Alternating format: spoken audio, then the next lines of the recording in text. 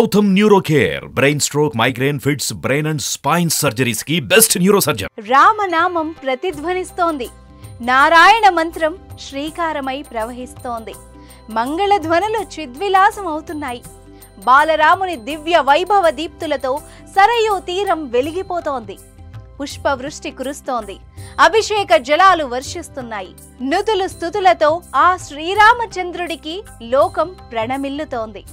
కన్నులకు ఇంపుగా భక్తి పూర్వకంగా అయోధ్యలో ప్రతిష్టాపన మహాక్రతువు అంగరంగ వైభవంగా కొనసాగుతోంది. గర్భగుడిలోకి చేరిన బాలరాముని విగ్రహానికి యంత్ర ప్రాణ ప్రతిష్టాపన క్రియలు చతుర్వేద మంత్రోచ్చరణలతో నిర్వహిస్తున్నారు. భక్తుల జయ జయ ధ్వనులు మిన్నంటుతుంటే, మంగళ నాదాలు శృతి కలుపుతుంటే అయోధ్య నగరం రామచంద్రుడికి జరుగుతున్న వైభోగానికి మెరిసి మురిసిపోతోంది. పులకితమై ప్రణతులర్పిస్తోంది. కొన్ని సంవత్సరాల కళ సాకారమవుతున్న వేళ, ఎప్పటి నుంచో ఎదురు చూస్తున్న నిరీక్షణ ఫలిస్తున్న వేళ, ఓ చారిత్రక ఘట్టం ఆవిష్కృతమవుతున్న వేళ, ఈ వేళ జరుగుతున్న ప్రతిష్టాపన మహోత్సవం వెనక ఎన్నో సంఘటనలు, ఎన్నో ఉద్యమాలు, ఎన్నో యాత్రలు, జన సమీకరణలు, భక్తి భావ ప్రేరణలు, ఎంతో కాలం నిరీక్షణలు. అరణ్యవాసంలోనే కాదు, అయోధ్యావాసంలో కూడా ఆ రామచంద్రుడు ఎన్నో కష్టాలను అనుభవించాడు. ఎన్నో వివాదాలను చవిచూశాడు. చివరకు న్యాయం గెలిచి వివాదాలన్నింటికీ తెరపడి ఇప్పుడు ప్రశాంతంగా గర్భాలయంలో కొలువు తీరుతున్న శుభవేళ ఇది. పూచిన ప్రతి పువ్వు ఆ భగవంతుని సన్నిధికి చేరాలని అనుకుంటుంది. కాచిన ప్రతి కాయ ఆ స్వామికి నివేదనగా మారాలి అనుకుంటుంది. భక్తితో సమర్పించే ప్రతి పువ్వు, ప్రతి ఫలము ఆ రామచంద్రునికి ఇష్టమే. ఎన్నో పూలు, తులసి దళాలు, మాలలు, వివిధ రకాల ఫలాలు తెప్పించారు. ఆలయ మండపాన్ని సర్వశోభితంగా అలంకరించారు. ఎక్కడ చూసినా పచ్చదనం శోభిల్లుతోంది. రామనామ ధ్వనులు తరంగాలు తరంగాలుగా ప్రవహిస్తున్నాయి. వేదనాదాలు పవిత్ర భావాన్ని అంకురింపజేస్తున్నాయి. గోక్షీరం, సుగంధ ద్రవ్యం, సరయూ నది పవిత్ర జలం, ధాన్యం ఆ రామచంద్రుని తనువును తాకి తన్మయమవుతున్నాయి. అలా ఆవాస క్రియలన్నీ పూర్తయ్యాయి. ఒక్కసారిగా లక్షలాదిగా తులసి దళాలు, పుష్పమాలికలు వచ్చి మీద పడ్డంతో ఆ రామచంద్రుని తనువు పులకించి శ్యామవర్ణం కాస్త ఎరుపెక్కినట్టవుతోంది.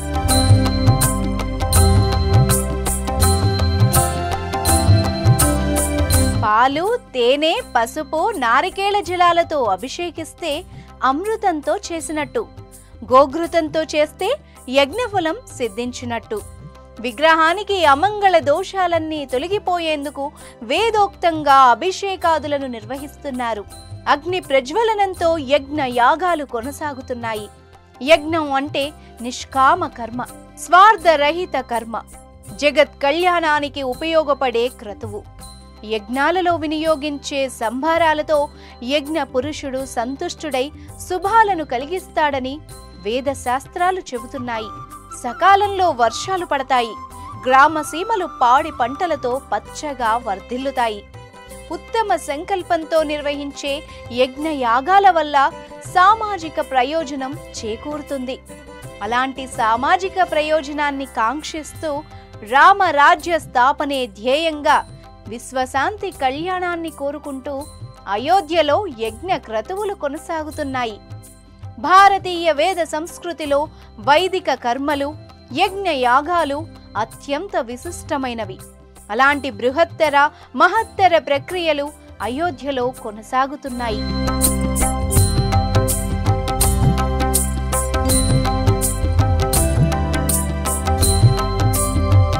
విజ్ఞానం మీద విశ్వాసంతోనే విజ్ఞానం పుడుతుంది. ఆ విజ్ఞానమే యజ్ఞం.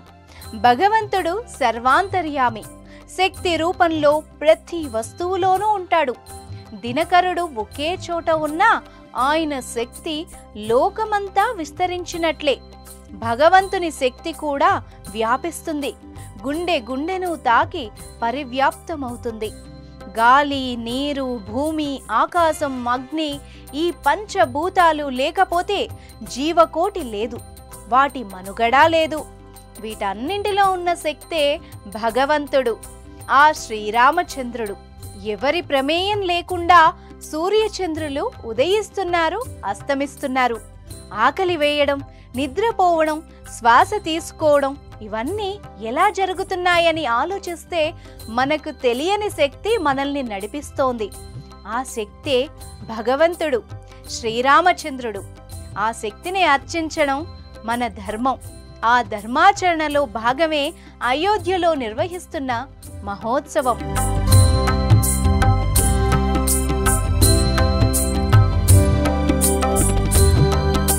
యజ్ఞం లోక రక్షాకారకం, జగద్రక్షణ శీలకం.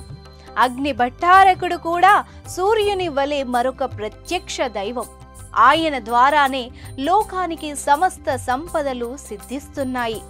ఆ అగ్ని తేజస్సుని జీవ కళాన్యాస క్రియ ద్వారా రాముని విగ్రహంలో ప్రవేశపెట్టి ప్రాణ ప్రతిష్టాపన క్రతువుకు శ్రీకారం చుడుతున్నారు. స్వాహాంతంగా వేద పఠనాలు కొనసాగుతున్నాయి. ఋత్విక్కులు ఆహుతులను సమర్పిస్తున్నారు. ఘృతము, సమిదలు, నవధాన్యాలు, పొంగలి, చక్కెర, తేనె, సుగంధ ద్రవ్యాలతో అత్యంత భక్తిపూర్వకంగా హోమాదులు నిర్వహిస్తున్నారు. హోమ కుండాల నుంచి ఎగసి పడ్డ ధూమం సుమధుర పరిమళాలను వెదజల్లుతోంది. ఆధ్యాత్మిక శక్తిని, బలాన్ని ఇస్తోంది. ఆ బలానికి రామనామ బలం తోడై అయోధ్య సర్వశక్తిమయంగా రూపుకడుతోంది.